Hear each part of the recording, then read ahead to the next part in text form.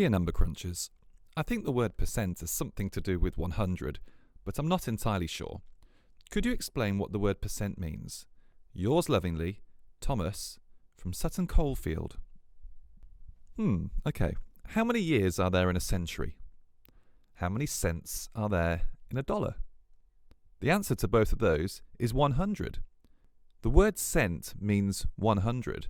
Percent means out of 100. So 100% means 100 parts out of 100. And you look at the picture here, that shows you that 100% is the same as the whole amount. Let's have a look at some different ways we can see this. In a bar, say a bar of chocolate, 100% would be the whole amount. Here we have a collection of stars.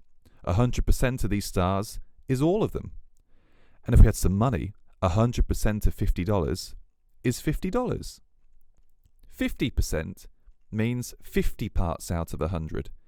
And you can see from the picture here that that is the same as half of the amount. So let's look at these pictures again. 50% is half of the chocolate bar. 50% is half of the stars. And 50% of $50 would be half of that, which is $25. 25% means 25 parts out of 100. 25% is the same as a quarter of the amount. Let's have a look here. Here's the chocolate bar. A quarter is 4 equal parts, and we choose one of them. Look at the collection of stars.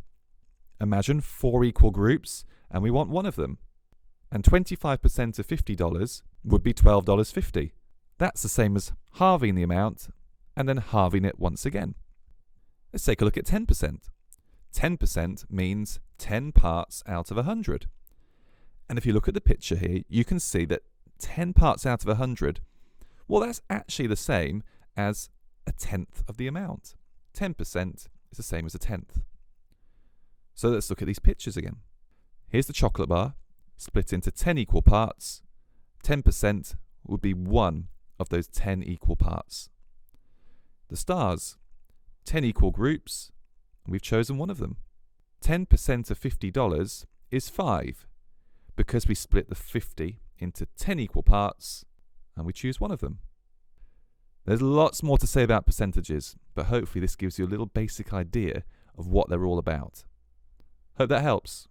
Good luck.